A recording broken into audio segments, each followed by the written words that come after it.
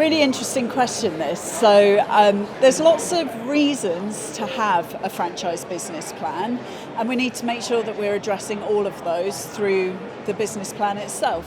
So if we're thinking about it from a perspective of using it to gain a funding approval, there's a few areas that we really need to explore.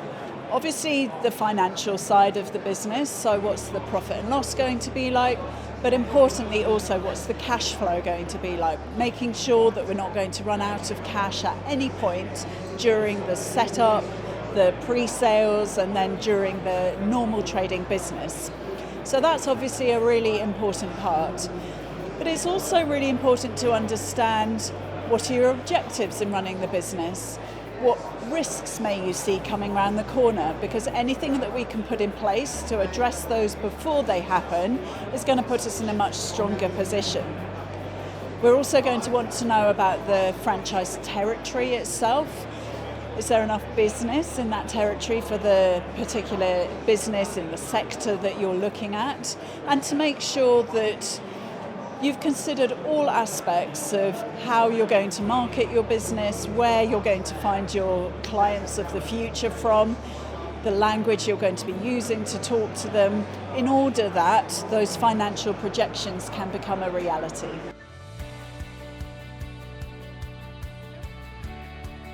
I guess the biggest mistake would be not to do it at all.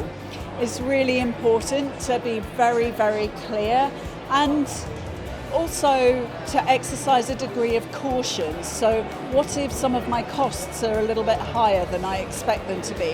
What if sales aren't quite as strong as they might be? So not applying any level of sensitivity to the projections that you're looking at, and through that side of things, it's really important to make sure that you've stress tested everything within your financial projections.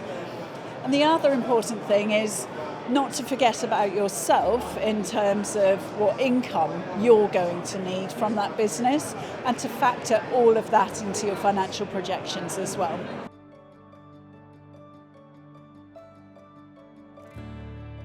So franchisor projections will very often be based on looking across the network as a whole. When I'm picking up doing some financial projections for someone, they're very specific to you. So that can be around your specific territory. If it's a property-based business, what's the rent and the specific agreements that you may have in place with the landlord, and making sure those are all applied. And then also, just to reference back to my previous point, what drawings do you need to take from this business for your own personal lifestyle to support you and your living requirements? And all of those are factored into my financial projections, being personalised to you. I will also factor in whichever bank and lender we might be working with, what are their rates, any periods they offer where you just pay the interest rather than the capital, any special arrangements that we may be able to agree with the lender.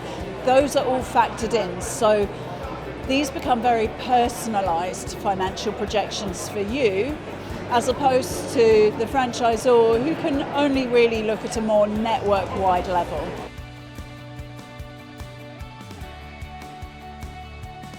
I think the most important thing for a lender to understand is, can you afford to make the repayments? So what's our debt service cover? How easy is it going to be for you to continue to repay your debt so that the bank is not left exposed with any debt that they've got with you? That's going to factor in a number of different other financial projections and financial KPIs and metrics. So we're going to be looking at profit margins, both the gross profit and the net profit. We're going to be looking at your drawing requirement, as I've stated before. The bank will want to make sure that any of your outgoings in your household as a month-to-month basis are covered, either through drawings from this business or through other sources of income. So making sure that there's no surprises. What we don't like in the financial world are surprises, so we're trying to preempt any of those questions before they actually happen.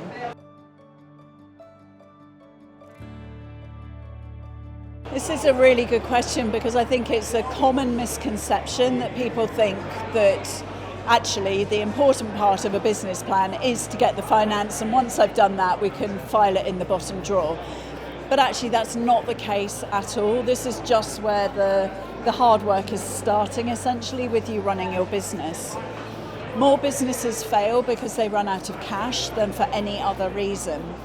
We don't want to wait for that to happen to realise that it is happening, but actually to very proactively manage and monitor what's coming in and what's coming out of your business on a weekly or at least monthly basis. This will ensure that you don't get any of these surprises down the road, and you can see when things are starting to happen and you can take corrective action straight away.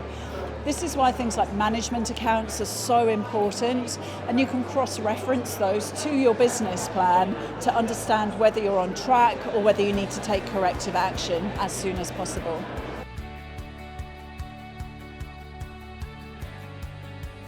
Certainly I would say you want to revisit at least annually, but there may be times when you're making changes in your business, and that is definitely a time when you're going to want to revisit your business plan, see if anything has changed, anything that's going to be coming around the corner that you need to be aware of. This could be things like changes in the budget, so how much we're going to have to pay in minimum wages or national insurance contributions.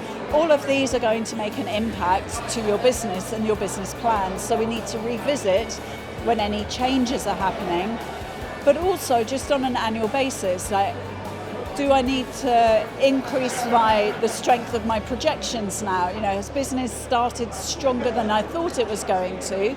And actually I can scale faster than I first thought. So keeping on top of that and not slavishly following a business plan because that was what was set 5 years ago is really, really important to help you to continue to grow and to continue to be responsive to any changes that are happening within your business and within the business environment.